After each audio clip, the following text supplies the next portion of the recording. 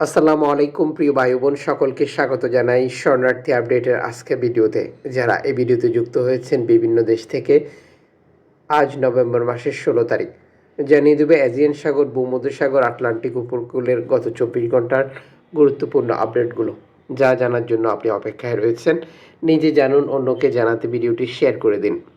চ্যানেলটি সাবস্ক্রাইব করে আমাদের সাথে যুক্ত থাকলে প্রতিদিনের আপডেট তথ্য আপনি প্রতিদিনই জানতে পারবেন, যা আপনাকে আমরা দিয়ে যাচ্ছি।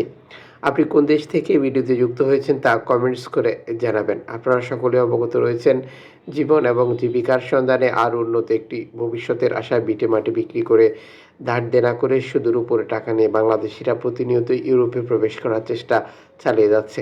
এই প্রচেষ্টার মধ্যেই বহু বাংলাদেশি নিখোঁজ থাকছে, বহু বাংলাদেশির মৃত্যু হচ্ছে, যা প্রিন্ট এবং ইলেকট্রনিক্স মিডিয়ায় খুব একটা আসে না, যে কারণে অভিবাসীদের আপনজনদের দুশ্চিন্তা বা নানা ধরনের যে প্রতিবন্ধকতা, এটি আরও বৃদ্ধি পাচ্ছে। বা একটু খবরের জন্য, সর্বশেষ তথ্যের জন্য তারা দিক বেদিক ছুটে বেড়ায়।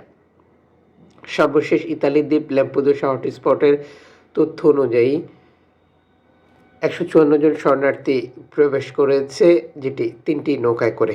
অভিবাসীদের জাতীয়তা এই প্রতিবেদনে যুক্ত করা হয়নি, তবে ক্লিয়ার করা হয়েছে যে বাংলাদেশ, মিশর, সুদান, সিরিয়া সহ বিভিন্ন জাতীয়তার অভিবাসী ছিল।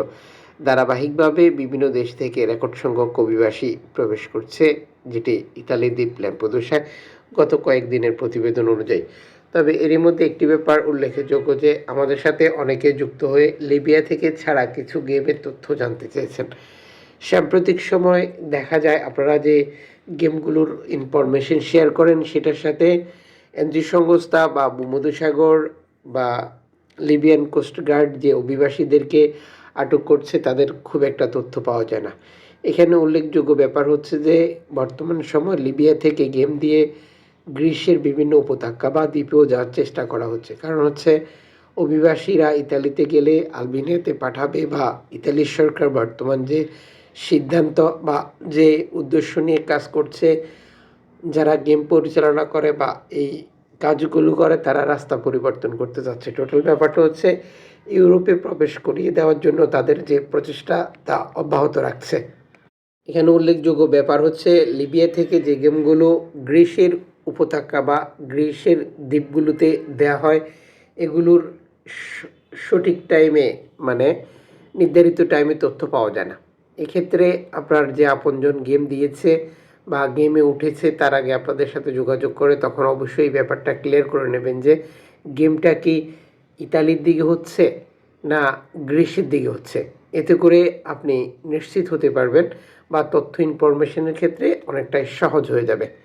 এদিকে মধ্যপ্রাচ্য থেকে সাইপ্রাসে গেম দিয়ে একটি নৌকা ডুবির ঘটনা ঘটেছে, যা অ্যালার্ম ফোন রেডিও টেকনোলজি নিশ্চিত করেছে। 26 জন শরণার্থী ছিল এই নৌকাটিতে, তবে কোন দেশের অভিবাসী ছিল তা নিশ্চিত করতে পারেনি এই এনজিও সংস্থাটি। সিআই সর্বশেষ এক্স হ্যান্ডেলে নিশ্চিত করেছে তাদেরকে 20,000 ইউরো, যেটি অর্থায়ন করার ঘোষণা দিয়েছিল একটি সংস্থা, কিন্তু তাদের বিরুদ্ধে আইনি জটিলতা বা সেই দেশের রাষ্ট্রীয় চাপের কারণে সেই সহযোগিতা তারা পায়নি, যা সত্যি দুঃখজনক। ঠিক এভাবেই ইউরোপের বেশ কিছু দেশ বর্তমান সময় অভিবাসীদের বিরুদ্ধে কাজ করে যাচ্ছে। এদিকে অ্যালার্ম ফোন রেডিও টেকনোলজি সর্বশেষ তথ্য অনুযায়ী 46 জন শরণার্থী নিয়ে লিবিয়া থেকে ছেড়ে আসা একটি নৌকা বিপদে পড়েছে, যাদেরকে উদ্ধার করার জন্য অ্যালার্ম ফোন রেডিও টেকনোলজি বার্তা প্রচার করেছে, যদিও নিশ্চিত করতে পারেনি যে নৌকাটিকে উদ্ধার করা হয়েছিল কিনা যখন এই প্রতিবেদনটি প্রচার করা হয়েছে তখন পর্যন্ত। এটি সত্যি দুঃখজনক। আপনি আপনার অবস্থান থেকে বিপদগ্রস্ত নৌকাগুলোর জন্য প্রার্থনা করুন, যাতে করে তাদেরকে কেউ না কেউ উদ্ধার করে। ঠিক এভাবেই ভূমধ্যসাগরে এনজিও সংস্থার সহযোগিতা ছাড়া নৌকাগুলো বিপদে পড়ছে, যা ধারাবাহিকভাবে অব্যাহত রয়েছে।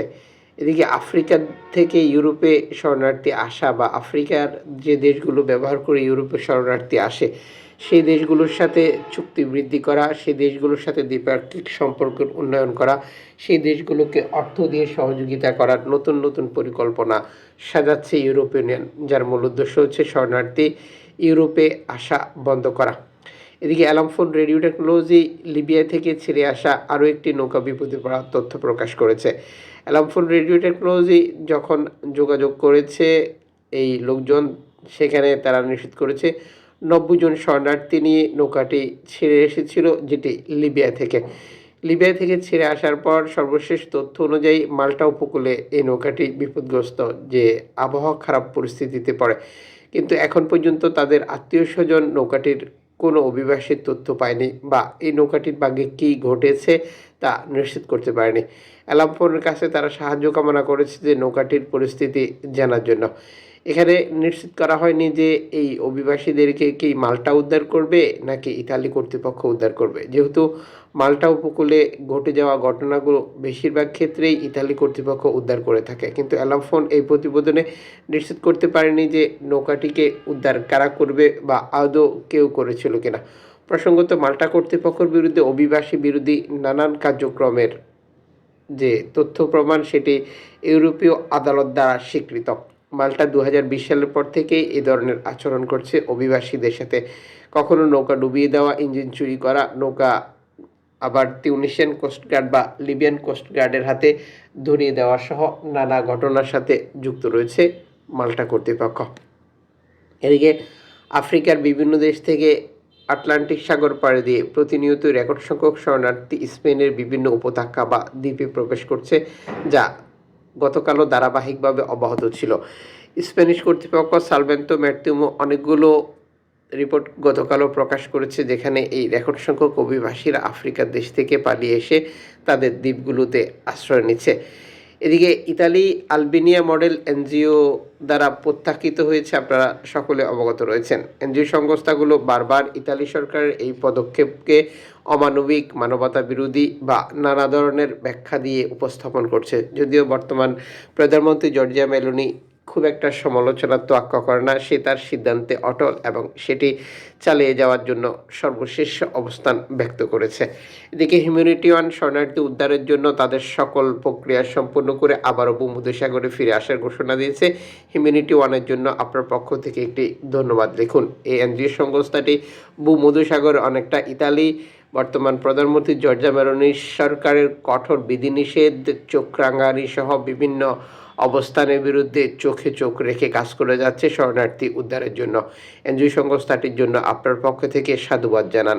এদিকে সি বার্ড ইতালি কর্তৃপক্ষের নিষেধাজ্ঞা থাকা সত্ত্বেও তাদের কার্যক্রম চালিয়ে যাওয়ার ঘোষণা দিয়েছে। সি বার্ড ভূমধ্যসাগরে অবস্থান করে এবং অভিবাসীদের নৌকা বিপদগ্রস্ত অবস্থাগুলো শনাক্ত করে এবং সেটি এনজিও সংস্থাগুলোর কাছে প্রতিবেদন দেয়, যার প্রেক্ষিতেই মূলত এনজিও সংস্থাগুলো শরণার্থী বিপদগ্রস্ত নৌকাগুলিকে সহযোগিতা করে থাকে, যার প্রস্তুতিতে বা তাদের প্রচেষ্টায় মূলত অভিবাসীরা ইউরোপে প্রবেশ করতে পারে, যা প্রতিনিয়তই আপনারা দেখতে পাচ্ছেন। দর্শক, সর্বশেষ তথ্য ইনফরমেশন জানতে আমাদের চ্যানেলের সাথে এবং ফেসবুক পেজের সাথে যুক্ত থাকুন।